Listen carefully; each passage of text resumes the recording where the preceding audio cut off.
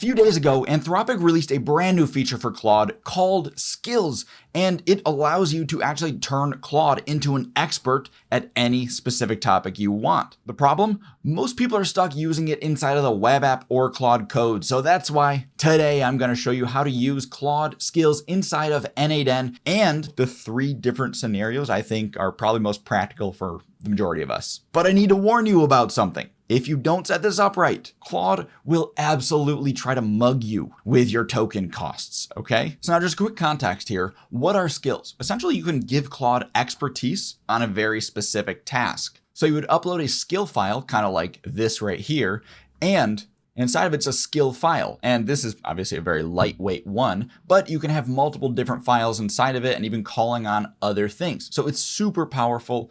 And the cool thing about it is Claude will dynamically load these when it needs that skill versus just loading everything up in your context window, making it really freaking hefty. But it also could have some pretty big drawbacks, and we'll talk about that in a minute. First, you need to know how the heck to get this inside of n8n and use your own skills for yourself. And if you want all of this for free, like the workflows and even the skill files, so you can just plug and play your own skills, then just click the link in the description to go grab them completely for free. With the first example here, we have a single skill example, and oops, whatever.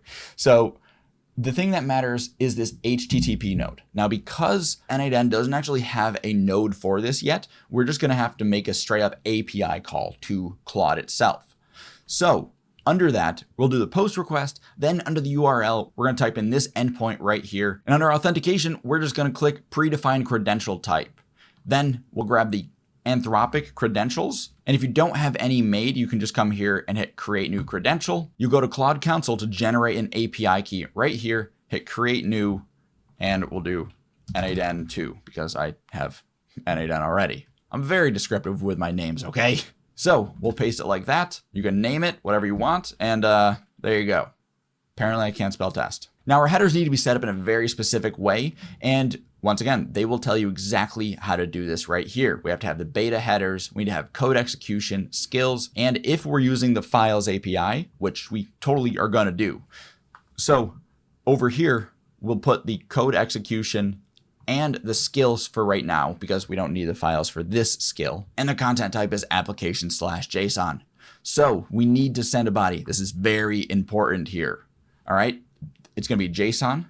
And then here is the important part. So for the model, I have Claude Haiku. I have a max of 2,000 tokens just for this one specifically. Then we have a system prompt here, just in case we want to pass any other directions. You don't technically need that. So if you don't need a system prompt, you will straight up just delete this. And then it works perfectly. But for me, I wanted the system prompt there. So this right here is the actual important part. We have the skill ID, and this allows us to actually call the skill. But how do you get this skill ID? Well, we have to upload our skill into Claude Console. So I'm going to do that. All we do is go to Claude Console, hit skills, and we'll hit add skill like this. We'll pull up our skill file. So if you don't have a skill file, it has to be a zip format. It's very specific. And then we just simply drag and drop it. It's going to upload. We'll hit continue. Now, finally, we get this ID right here. Also, take note of this. This is the type of skill it is. So it's a custom skill. And if hypothetically you were to go over, you can see that the ones that are made by Anthropic are called Anthropic skills. So in order to copy it, we'll just click on the ID like this, go back to our n8n workflow and paste it like that. We'll also need to make sure that we have a user message, and this is pretty straightforward. Once again, I just have this set inside of a different node. Our tools, we have to make sure that the code execution tools are on. So all of that said, you can just download this for free and not have to do all of this, okay? But now it's all set up. We're just gonna go back here and I'll show you what is inside of our input. It's straight up, tell me a dad joke, because I loaded a dad joke generator. And under the system prompt, I'm just telling it like, hey, only reply with the dad joke, because sometimes I've noticed it tries to like add in its own thought process, which I do not care for. And I have this sanitized node, which essentially just makes it all so it works in JSON format. Because if you just write directly in the HTTP request, you have the potential to just break stuff, because any like line breaks or quotes will just ruin all of the format and you'll get a bunch of errors. So this just helps to make it a lot easier, okay? All right, so I'm gonna hit execute workflow and we're just gonna let it do its thing. Okay, so it took, I don't know, 15 seconds. But if we open up the HTTP request, we can actually see something pretty interesting here. You can see that instead of just one content, which normally is what happens when you're using a message model for Claude, you actually have a bunch. And this is because we have the code execution enabled and we're using the skills. So the skills genuinely will make a bunch of API calls in the background, which has the potential to actually become pretty expensive, which I'll show you a bit later. But we can see the thought process here. It like thinks through it a bit, it executes it, it gets the file name, and then it makes the final joke. Now, it did all of that for me, created just one single joke for only 8,873 tokens. Does that sound freaking insane? Absolutely. Was that unnecessary? 100%. But this is just to show you how it actually works. And also, if you were to think about, let's say, maybe making like a lead qualification skill that is just trained all on your data that identifies who is the right fit, who is not the right fit, and you have very in-depth instructions, all of a sudden, that totally justifies the price and is worth using. So it's always going to give us the final output in the last API call like this, but we don't know which one that'll be. So is it number 6 or could it be number 56? Don't know. So I have one node here that extracts all that information and just gives us the last output. It also tells us how many tokens were used as like output tokens. Maybe I should have done input tokens too, but regardless. All right, so the second workflow we have is the multi-skill workflow. Now, when you're probably going to use this is if you have, let's say, a few skills together, maybe like lead qualification, you'll have appointment setting, you might have like a custom customer service agent, whatever it is, right? And based on the query that comes in, Claude can actually decide which skill to call. Now, the only thing we're going to change in our setup is the HTTP node, and we simply will just add another skill under the container. So we have the dad joke skill and the yo mama joke skill. I don't know why I chose these. This was just what I randomly thought of. So anyway, we have those two skills loaded in here. And if you were to, let's say, want to do a third, you'll have to just add a comma after this last one and copy everything like this. You would just delete any kind of like comma at the end because whatever the final skill is, there can't be another comma. But you can just run it like that and it would be perfectly fine. But because we don't have a third skill, we're just gonna let it be. Okay, and all we have under our message is tell me a funny mom and dad joke. So I'm gonna hit execute workflow and let it do its thing. All right, so that took like 10 seconds. Opening up the multi-skill right here, we can just see that it's got us open. It actually needs to read both files. So it's going to do that.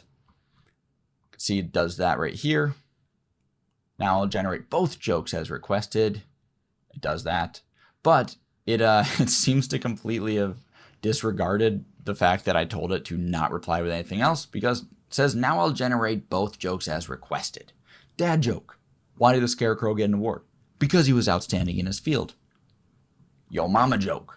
Yo mama's so forgetful, she returned a boomerang.